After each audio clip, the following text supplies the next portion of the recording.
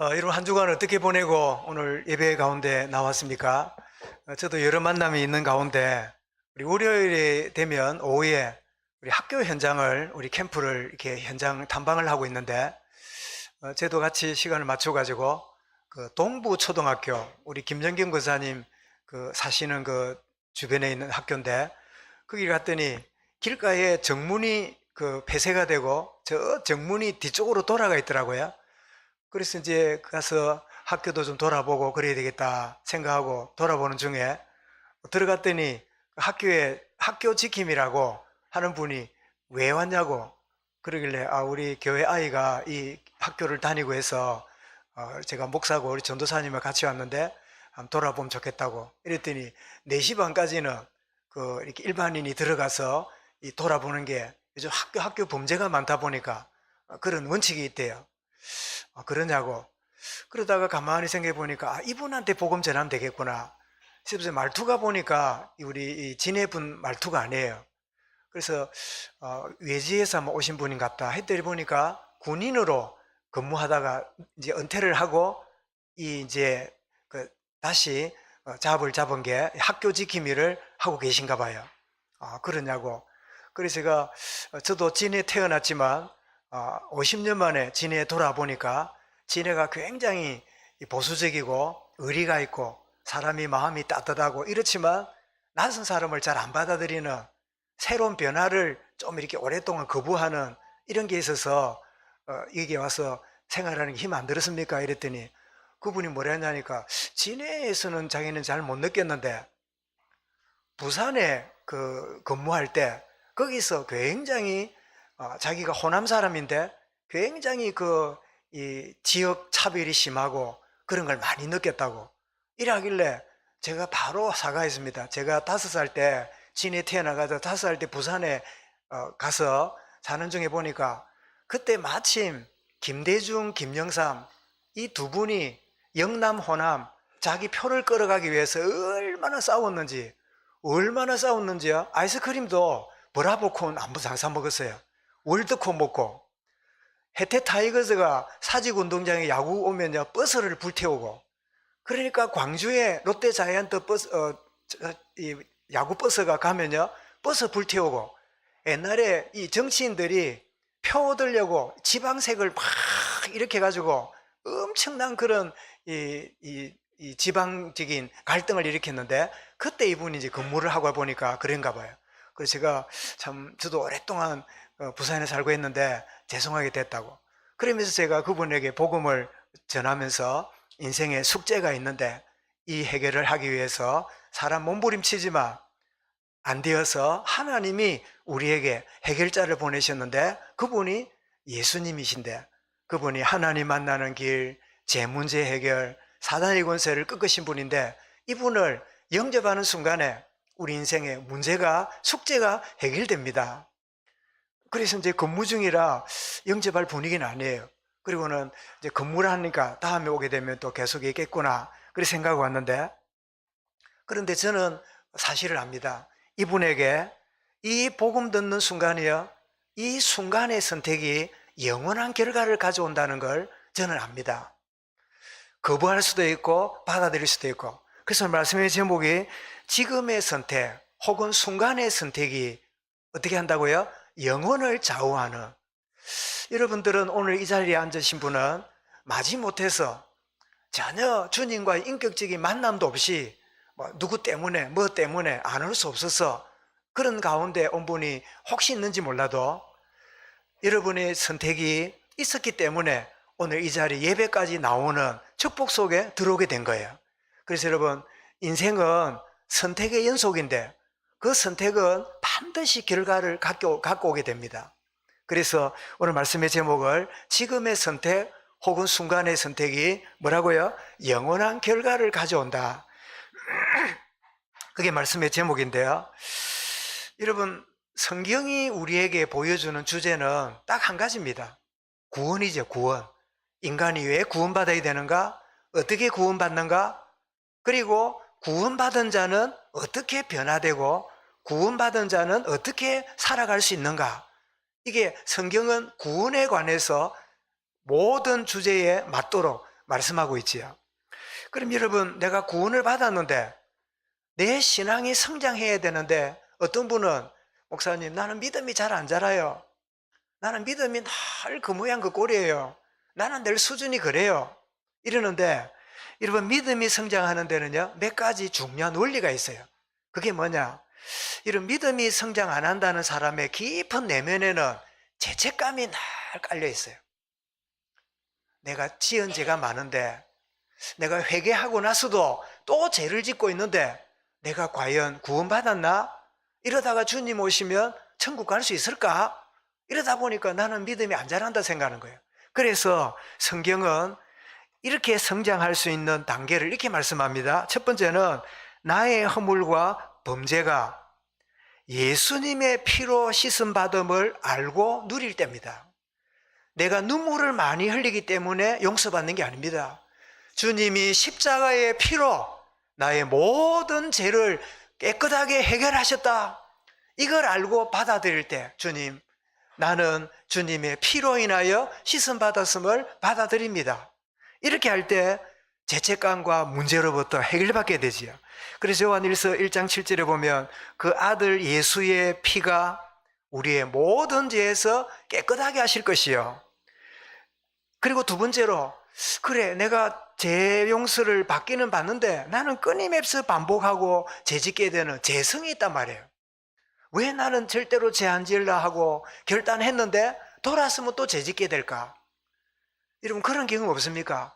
회개하고 있으면서도요, 막 눈물로 회개하고 고백하고 있으면서도 내 마음 깊은 곳에는 이래도 또 죄질 건데, 이렇게 내가 반복해서 용서받아도 또 내가 잘못할 건데 라는 그런 깊은 내면의 그 소리를요, 거부할 수가 없는 이 죄성이 우리에게 있단 말이에요.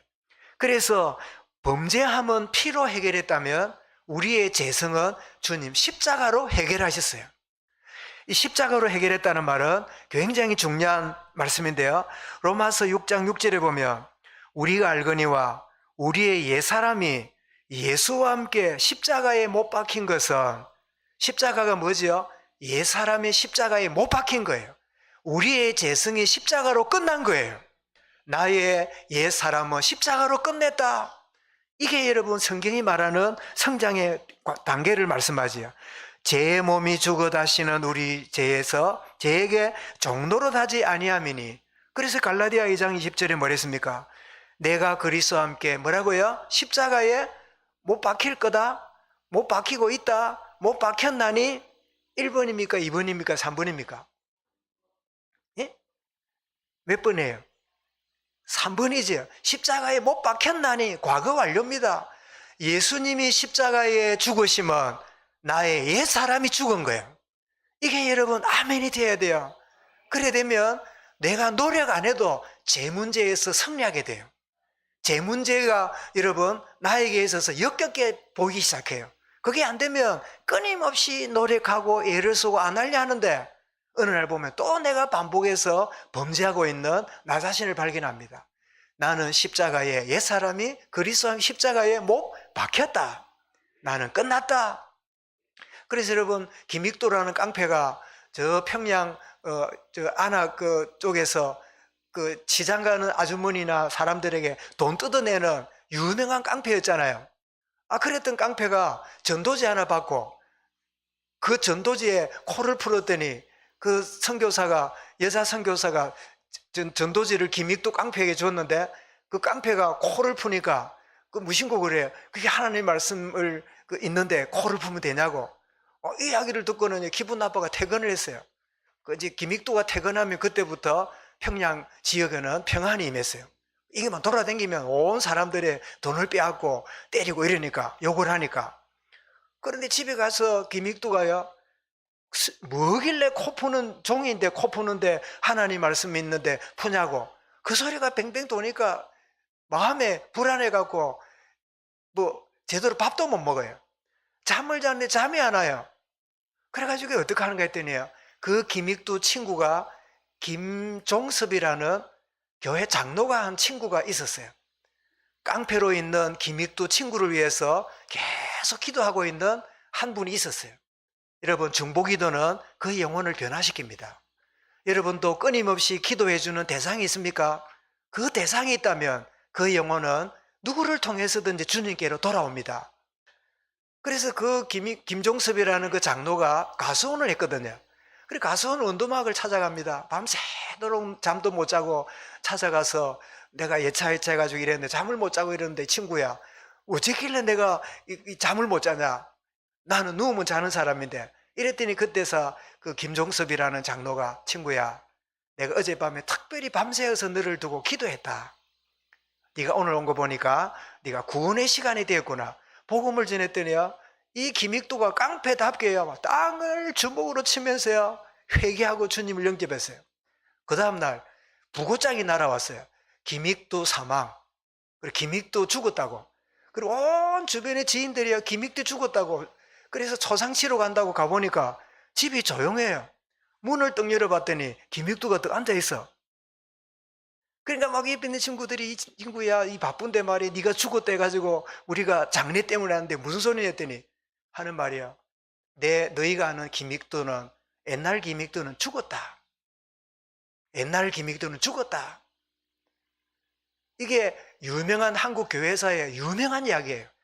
내 지난날의 김익도는 그리스도와 함께 십자가에 죽었다. 그런 다음에 김익도 그를 통해서요 신학교를 가게 되고 평양 대부흥운동회, 백만구령운동회 주역으로 쓰임받았어요. 여러분, 김익도가 훌륭하기 때문이 아니라 그리스도와 함께 십자가에 죽었음이 확신될 때 인생은요 새롭게 변화되기 시작해요. 하나님은 우리에게 예수의 피로 범죄를 씻을 뿐 아니라 십자가로 우리의 재성의 문제를 해결해 놓으셨어요.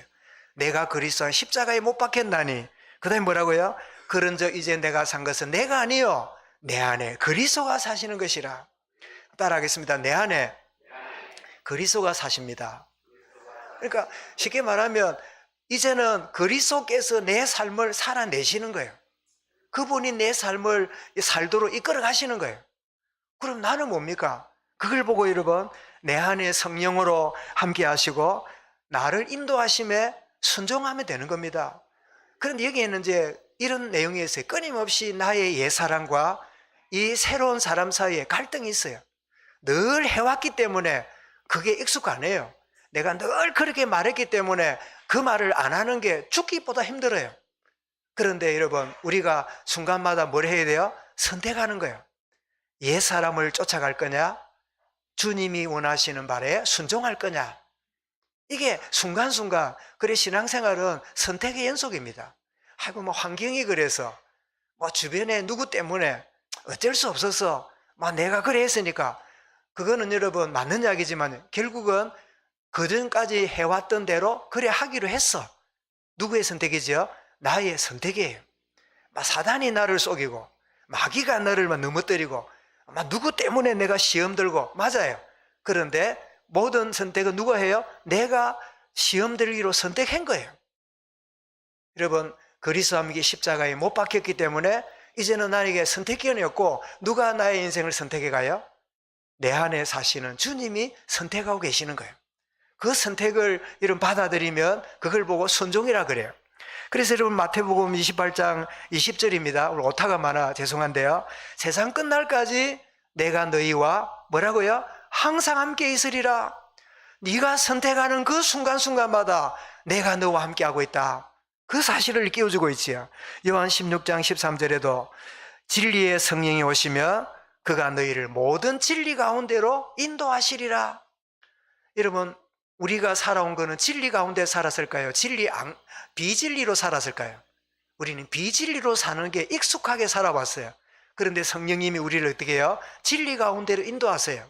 진리 가운데 인도하시는. 그래서 로마서 6장 17절에도 하나님께 감사하리로다. 너희가 전에는 죄의 종이더니 이제는 마음으로 순종하여 죄로부터 해방되어 의에게 종이 되었느니라.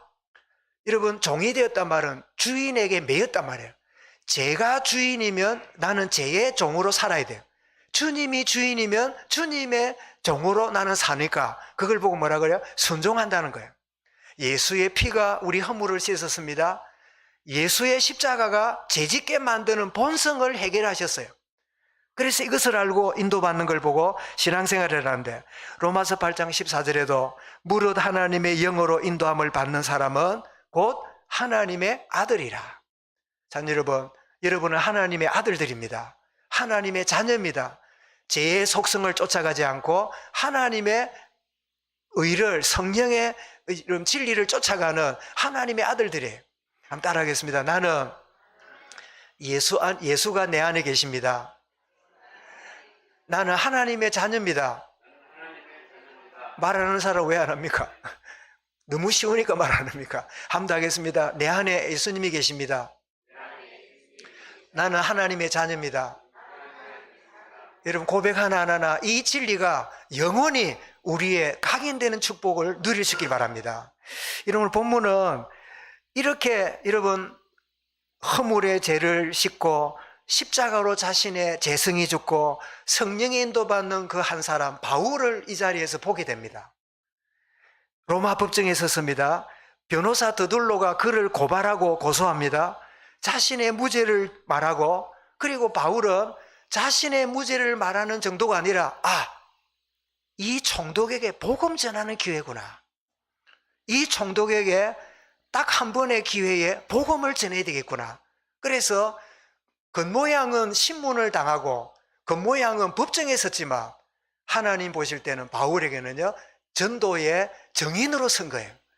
사랑 여러분, 여러분은 어떤 매 순간마다 때로는 곤란을 당하고, 때로는 억울함도 당하고, 때로는 막 불쾌함을 당하고, 때로는 막 무시를 당하고, 그런 일이 벌어질 때 여러분 정당한 거, 내가 막 이렇게 올바른 거, 내가 막 가지고 있는 거 이렇게 하더라도 아니다.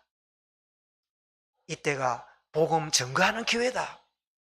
이때가 하나님이 나에게 굉장히 소중한 기회를 주신 거다 라고 생각한다면 그게 뭐지요? 하나님의 성령의 인도함을 받고 있는 증거입니다. 여러분, 한 주간도 새로 시작되면 많은 스케줄들이 있겠지요. 뭐 누구를 만나서 어떻게 하고, 어디를 가고, 또 어디를 뭐 이렇게 해서 무슨 일을 하고, 이 모든 일이 전부 다라면 한 주간의 삶이면 늘 피곤하게 살아야 돼요. 일이 우선이 되는 인생이 돼요.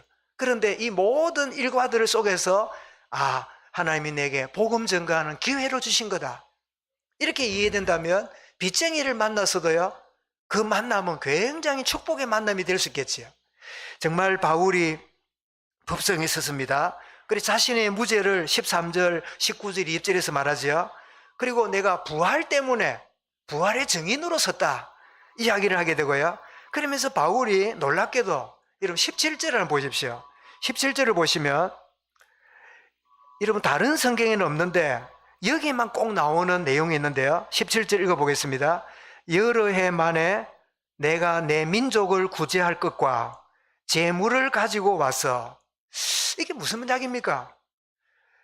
오히려 이방교회가 복음을 받고 모교회 예루살렘이 흉년이 들고 예루살렘 성도들이 굉장히 어려움을 당한다 소리 듣고 여러 이방교회가 헌금을 모아가지고 자기한테 주었는데 그걸 가지고 지금 자기가 왔다는 거예요. 그러니까 여러분 보십시오. 자, 유대인 지도자들은 바울을 비난하고 고발해가지고 로마 법정까지 세워서 죽이려고 하고 있는데 바울은 뭐라고요? 이방교회가 복음을 받고 그 이방교회가 모교회, 조국교회를 위해서 구제 헌금까지 가져했는데 그걸 내가 가지고 왔다. 유대 지도자들이 그 이야기를 듣는 순간에 부끄러웠을까요? 당당했을까요? 부끄러웠겠지요. 오히려 네가 이방에 다니면서 쓸데없는 소리하고 율법 무시하고 그렇게 했다고 비난하고 있는데 오히려 여러분이 비난하던 이방교회가 은혜를 받고 구원을 받고 예루살렘 교회가 어렵다 하니까 구제해서 그 헌금을 내가 가지고 온 그 역할을 했을 뿐입니다 라고 할 때 유대 지도자들이 정상적인 생각이 있다면요 부끄러운 일이라. 저렇게 오히려 비난받는 바울이 그들이 보내주는 그것을 가지고 조국에 도움이 되도록 이런 역할을 하는데 우리가 고발을 하고 있구나, 그 생각을 할 수 있겠지요. 그런데 여러분 놀랍게도 바울은 곳곳마다 복음을 전했고요, 그들이 복음을 전한 다음에 기쁘게 헌신하는 것을 바울은 굉장히 당연하고도 기쁘게 여겼어요. 오늘 오타가 났는데 로마서 여러분 15장 25절 27절에 보면 16장이 아니라 15장입니다. 그러나 이제는 내가 성도를 섬기는 일로 예루살렘에 가노니, 이제 로마서에 지금 나오는 겁니다. 이는 마게도냐와 아가야 사람들이 예루살렘 성도 중 가난한 자들을 위하여 기쁘게 얼마를 연보하였습니다. 저희가 기뻐하였거니와 또한 저희가 그들에게 빚진 자니 만일 이방인들이 그들의 영적인 것을 나누어 가졌으면 육신적인 것으로 그들을 섬기는 것이 마땅하니라. 이렇게 하면서 복음 받은 이들이 헌신하는 일을 바울은 당연하고도 기쁨으로 여기는 그런 내용들을 보게 되는데요. 그래서 바울은 비난하는 그들에게 오히려 너희를 돕는 구제 헌금을 내가 가지고 온 사람이다 라고 이렇게 말하는, 자, 이 말을 들을 때 총독이 들어보니까 아무것도 뭐 사람을 때리거나 죽이거나 훔치거나 이 법정에 설 문제가 아니에요. 그런데 바울이 무죄인 줄 알면서도 재판을 연기합니다. 어찌 보면 굉장히 신중해 보이고 굉장히 이 벨릭스가 굉장히 지혜로운 것처럼 보이죠. 근데 가만히 보십시오. 그가 무죄인 줄 알면서도 그냥 이 재판은 무죄다 하고 언도를 내면 될 건데 그래 안 해요. 대신에 바울에게 자유를 주고 지인들이 그들을 돌보도록 조치를 합니다. 그래 놓고 얼마 후에 그 아내가, 이 벨릭스 아내가 같이 오게 됩니다. 이 벨릭스 아내는 이름이 누구라고요? 드루실라인데 이름이 이슬이라는 뜻이에요. 한번 물어보겠습니다. 여자가 이슬이라는 이름을 가졌으면 우리 시체말로 예쁘다는 뜻입니까? 못났다는 뜻일까요? 교현 씨 어떻게 생각합니까? 예쁘다. 예. 이슬. 맞아요. 얼마나 예뻤으면 이름을 이슬이라 지었을까? 드루실라. 그래서 그런지 남자들이 많이 붙었어요. 드루실라는 정상적인 남편 둘을 버리고 이 총독이 된 벨릭스에게 세 번째 결혼을 한 아주 부득한 여인이었어요. 또 사마리아 우물가 여인이 5명의 남자가 있었지만 지금 있는 남편도 정상적인 남편이 아닌 아주 이런 그런 여인인데, 그런데 이 여인이 누구냐? 바로 유대인이에요. 그리고 헤롯 대왕, 예수님을 심판했던 헤롯 대왕의 딸이었어요. 그러니까 왕족으로 자라가지고 이제는 기회를 노리다가 총독이라는 로마 실력자에게 자기 남편을 버리고 시집온 그런 여자가 이 드루실라 아내가 갔어요.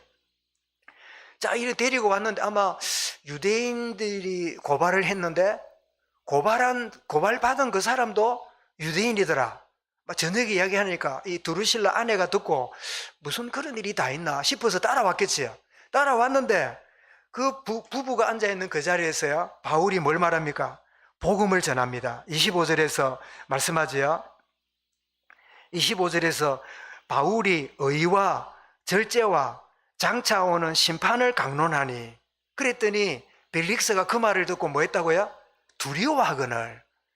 여기 벨릭스라 말에는 그의 아내까지 포함된 말입니다. 두려워하거늘. 왜 두려워할까요? 나무 여자를 데려왔잖아. 이 여자는 뭐예요? 자기 남편을 버리고 이 총독에게 시집 왔잖아. 그러니까 얼마나 부득하고 그 장차 올 심판에 대한 두려움이 많았겠어요. 복음을 받았습니다. 그런데 더 놀랄 일은 이제는 가라, 다시 내가 부르겠다 하는데 그 부르는 이유가 뭐라고요? 26절에 뭘 기대하고?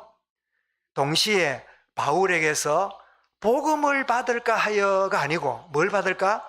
돈을 받을까 하여. 이 벨릭스 총독은 유대인 아내를 만나고 살고 있지만 그의 관심 뭐예요? 유대인들의 관심, 그리고 돈을 받을까 하는 이 재물에 대한 탐심, 이런 것 때문에 복음을 받고 있지만 복음이 안 들어와요. 여러분, 우리 모두도 다른 데에 관심이 있으면요, 복음이 안 들어와요. 혹시 여러분 예배 가운데 앉았지만요, 다른 생각에 묶여 있으면요, 말씀이 안 들어와요. 몸은 예배 자리에 앉아 있는데 그 예배가 나에게 충분히 영적인 영향을 주지 못해요. 이 벨릭스가 그 바울이 증거하는 이 의와 절제와 장차 오는 심판을 증거할 때요, 진짜 여러분 준비된 사람이라면 그 16장에 사도행전 16장에 나오는 간수가 그 바울이 기도할 때 옥터가 열리고 막 수갑이 풀리고 막 이렇게 할 때 다 도망간 줄 알고 자살하려고 할 때 잠깐 우리가 여기에 놀아. 이랬을 때 그 횃불을 들고 그 제수 바울 앞에 가서 어떻게 합니까?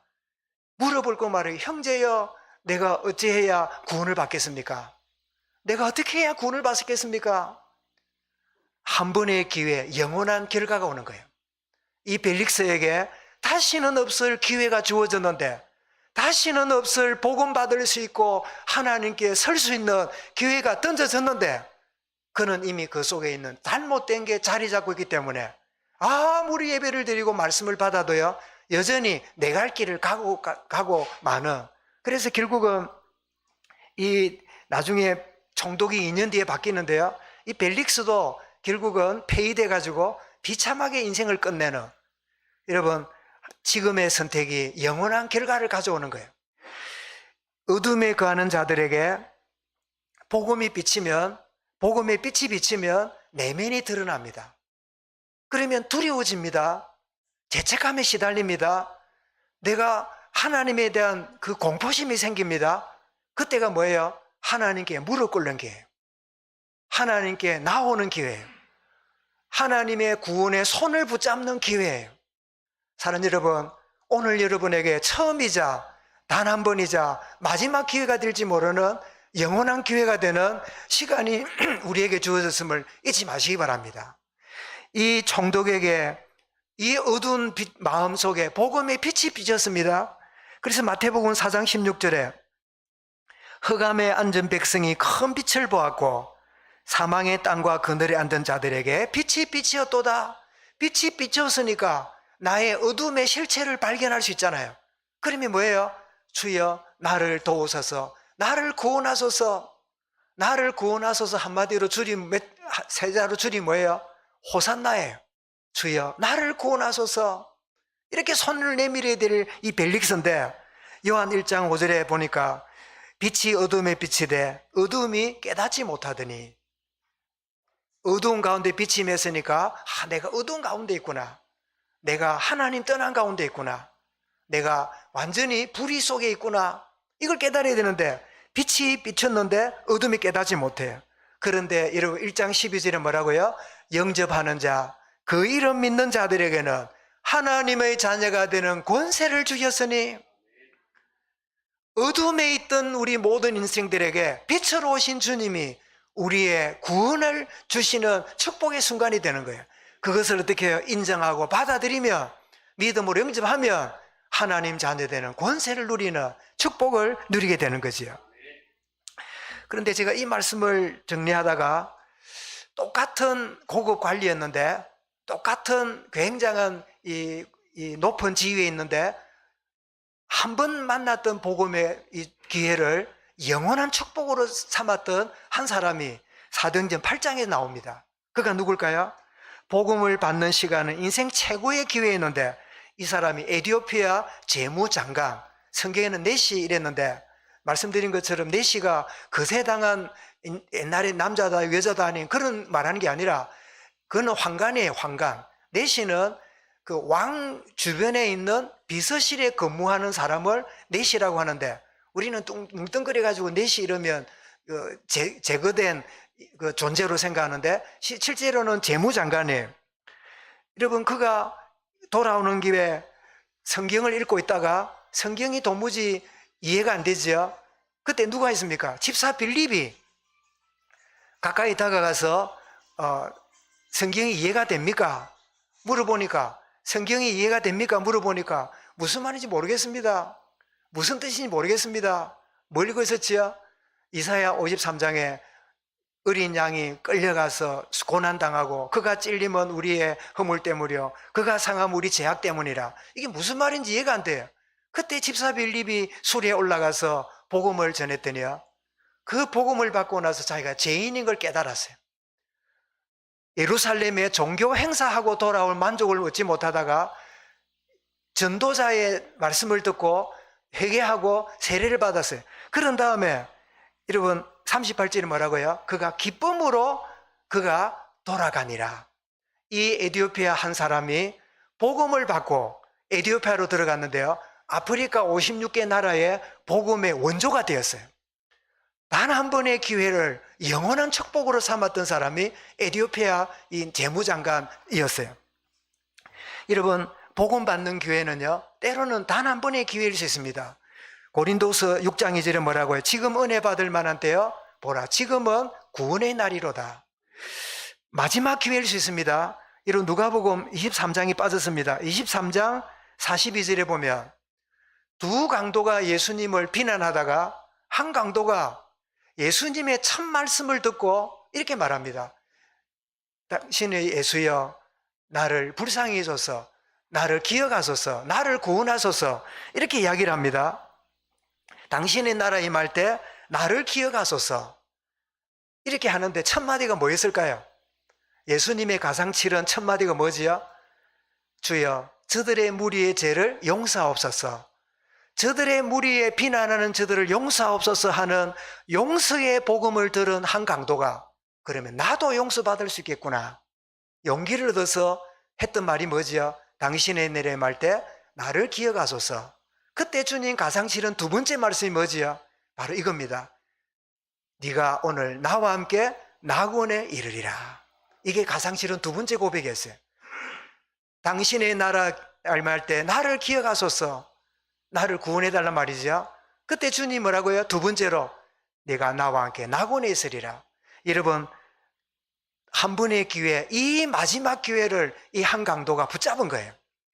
여러분, 왜 사람들이 살다가 갑자기 팍 죽지 않고 막 병원도 가고 병원 가서 닌게르도 꼽고 뭐 약도 먹고 그래 생명도 연장하고 어떤 데는 식물인간이 됐는데 호흡이 안 떨어져 가지고 이렇게 누워있는 그런 경우도 여러분 안팎으로 많이 보게 되지요. 왜 사람이 그렇게 끈질기게 생명이 안 끊어지고 연장이 되고 있을까요? 구원받을 마지막 기회를 가지라고, 구원받을 마지막 기회를 그래도 가지라고 하나님이 의료진을 총동원해 가지고 그래서 사람을 살려놓는 거예요. 목사님, 식물인간도 구원받습니까? 예, 식물인간도 죽은 사람이 아니면 구원받습니다. 여러분, 식물인간에게 복음 전한 다음에 여러분 그 얼굴이 평안해지면서요 임종하는 걸 여러분 듣거나 본 적이 없습니까? 호흡이 붙어 있다는 말은 그 영혼이 마지막 순간까지 구원받으라고 하나님이 그렇게 기회를 주시는 거예요. 그런데 놀랍게도 그 좋은 기회를 끝없이 이를 갈면서 거부하고 끝없이 방문을 무시하고 끝없이 거부하는, 그러다가 죽는 사람을 저는 제법 보았어요. 왜 그럴까요? 택한 백성과 택한 받지 못한 백성이 마지막 순간에 보여요. 그렇게 악하고 완악하고, 자주 말씀드렸죠. 그 자기가 안 가는데, 자기는 싫은데 부인하고 딸 둘이가 교회 간다고, 세상에 옛날에 연탄 찍게 여러분 가지고 연탄을 갈고 이러면 한참 동안 이렇게 꼽고 엮고 하면 연탄 찍기가 어찌 됩니까? 벌겋게 달려요. 그 쇠가 벌겋게 달려나요. 그럼 그걸 여러분 갖다 대면 모든 게 다 타고 구멍 다 내요. 세상에 그걸 들고 나가지고요 부인 얼굴 앞에 대고요 예수 믿을래, 나를 택할래, 그리고 잔인하게 했던 그 사람이요 어느 날 갑자기 암이 딱 들었어요. 요즘은 병원 가지, 옛날에는 임종을 집에서 했잖아요. 그래 임종을 한다고 집에 또 가보니까요 배가 막 북만산처럼 불러가 있고 누워 계시는데요, 제가 복음을 전했더니 그전에는 막 목사라면 문도 안 열어줘요. 그랬더니 마음이 가난한가 예수님을 영접했더니요 그 영접을 해요. 영접한 다음에 부인하고 애들이 있길래, 그래 성이 권신데 권생님 그 부인에게 한 짓, 딸들에게 위협한 거 혹시 생각이 나면 죄송하다고 말할 수 있겠습니까? 이러니까 쭈물쭈물 하더니요 기도하는 소리로 미안해 여보 이런 거죠. 그래 하나님께 기도해. 하나님, 이 권씨 안동권씨인데 이 사람 돌아오면 안동권씨 다 가면서 권사님도 안동권씨입니까? 아 그렇습니까? 안동권씨 예수 믿는 거 대단한 일입니다. 놀라운 기적입니다. 안동권씨 집안에 구원이 안 들어가겠나 싶어서요 매일처럼 가서 기도하고, 나 그때 그렇게 눈물을 내면서 치유를 위해서 기도해 본 기억이 잘 없어요. 아 그래 며칠 지난 다음에 돌아가셨어요. 아 어머하대. 하나님 살려주면 전도의 정인이 될 줄 알았더만 왜 데려가시면 나중에 답을 주셨어요. 이런 인간은 그때 데려가야 거부 안 한다. 그때 아플 때 주님 영접했다가 낳고 나면 너 언제 주님 찾았더노? 이런 소리 하는 사람 주변에 있잖아요. 그래서 제 설명입니다. 그냥 생각입니다. 때가 되면 길게 살기도 하고 또 하나님은 때때로 짧게 살고 구원받고 데려가기도 하고 그래 하시는구나. 여러분, 이것이 뭡니까? 결국은 단 한 번의 기회, 마지막 기회, 영원한 기회가 돼요. 그래서 여러분, 시편 23편 6절에 뭐라고요? 다윗이 고백하지요. 내 평생의 선하심과 인자하심이 나를 따르리니 내가 여호와의 집에 영원히 가리로다. 여러분, 단 한 번의 기회, 마지막 기회를 선택한 결과로요, 영원히 하나님의 집에 가는 축복을 누리게 되는 거예요. 시편 48편 14절에도 뭐라고요? 이 하나님은 영원히 우리 하나님이시니 그가 우리를 죽을 때까지 인도하시리로다. 내 인생 이제는 내가 아니라요, 주님이 내 인생을 이끌어 가시는 거예요. 요한 20장 28절에도 내가 그들에게 영생을 주노니 영원히 멸망하지 아니할 것이요. 이 한 번의 기회, 마지막 기회를요 붙잡은 사람에게 뭐가 있어요? 영원한 축복의 결과가 주어짐을 말씀하지요. 여러분, 결론입니다. 인생은 선택의 연속입니다. 이런 선택에는 영원한 결과가 따릅니다. 그래서 우리는 육신적인 생각의 선택과 영적인 생각의 선택에 차이가 있음을 보게 됩니다. 그래서 여러분, 로마서 8장 6절 한번 보겠습니다. 자, 다 같이 시작. 육신의 생각은 사망이요 영의 생각은 생명과 평안입니다. 우리 속에는 육신의 생각, 영의 생각이 늘 갈등해 옵니다. 근데 우리는 무심코 육신의 생각을 하면 이익처럼 보이지요. 그게 죽을 맛이에요. 그런데 영의 생각을 선택하면 그때는 힘든 것처럼 보이지요. 생명과 평안을 누리게 돼요. 여러분, 순간의 영적인 육신적인 생각의 선택과 영적인 생각의 선택이 얼마나 다른 결과를 가져오는가를 보여주지요. 그런가 하면 우리는 잘한다고 하는데 하나님과 원수되는 선택을 하거나 하나님의 영광을 위한 선택을 하기도 합니다. 그래서 고린도 10장 31절 한번 읽어보겠습니다. 내가 시작. 그런즉 너희가 먹든지 마시든지 무엇이든 하든지 다 하나님의 영광을 위하여 하라. 어떤 사람은 말씀을 악용해요. 하도 술, 담배를 잘 끊지 못한 중직자가 있길래 누가 얘기를 했더니 나 기도하고 먹는다고, 기도하고 피운다고 그러면서 봐라, 먹든지 마시든지 뭘 하든지 하나님의 영광을 위해 하면 되잖아. 그래, 생각해봐라. 하나님이 그거 하여야 영광이겠나? 나 이거 안 해도 괜찮다 하는 게 영광이겠나? 그래서 여러분, 때때로 하나님 말씀을요 자기 좋을 대로 이렇게 활용하는 사람이 많아요. 진짜 이게 하나님의 영광일까? 이게 진짜 주의 영광을 위한 걸까? 하나님과 원수되는 선택이 있고 하나님께 영광이 되는 선택이 있지요. 그런가 하면 어둠에 묶인 선택과 별과 같이 빛나는 선택도 있습니다. 그래서 다니엘 12장 3절 여러분 잘 아시지요? 읽어보겠습니다. 시작. 지혜 있는 자는 궁창의 빛과 같이 빛날 것이요 많은 사람을 옳은 대로 돌아오게 한 자는 별과 같이 영원토록 비치리라. 여러분의 생애가 별과 같이 영원히 비치는 생애가 될 수 있기를 바랍니다. 더 나아가서 여러분, 마가복음 14장을 보면 이 베다니 마을에 한 예수님이 초청을 받아갔는데 그곳에 예수님 말씀을 전하고 있으니까 어떤 한 여인이 나드 향유를 가져와서 예수님 머리에 부었습니다. 그랬더니 수많은 사람들이 비난합니다. 그 비싼 거를 팔아가지고 가난한 사람 도와주면 되지 왜 그런 짓을 하느냐고. 그러니까 주님 놀랍게도요, 아니다, 그냥 두어라. 이 여인은 아름다운 일을 선택했다. 그러면서 하시는 말씀이 이런 구절을 한번 보십시오. 구절을 보시면 이렇게 말씀합니다. 읽어봅니다. 시작. 내가 진실로 너에게 이르노니 온 천하에 어디서든지 복음이 전파되는 곳에는 이 여자의 행한 일도 말하여 저를 기념하리라. 여러분, 하나님의 자녀는 육신적인 것을 허비하면서 영적인 것을 붙잡는 자예요. 그러나 불신자들은요, 영적인 것을 던지면서 육신적인 것을 붙잡는 자예요. 우리는 매 순간을 살아갑니다. 오늘 여러분, 이 총독 벨릭스가 한 번의 기회, 마지막 기회를 저버림으로 영원한 멸망으로 가는 이런 모습을 보면서 삶도, 우리의 삶도 순간의 선택이 영원한 것을 결정하구나.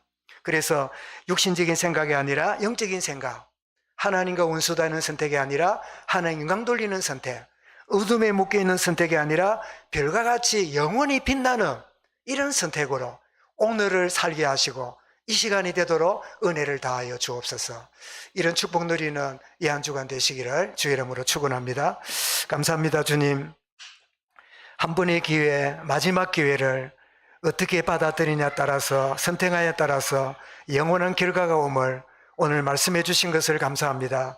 육신적인 생각에 묶이지 아니하고 영의 생각에 자유하게 하시며 하나님과 원수되는 선택이 아니라 하나님께 영광 돌리는 선택이 있게 하시며 어둠에 빠진 선택이 아니라 별과 같이 빛나는 선택의 순간이 될 수 있도록 은혜를 다하여 주시고 이런 축복을 마음껏 누리는 하나님의 자녀로 또 한 주간 살아가도록 주님 인도하여 주시옵소서. 주 예수 그리스도 이름으로 기도드리옵나이다. 아멘.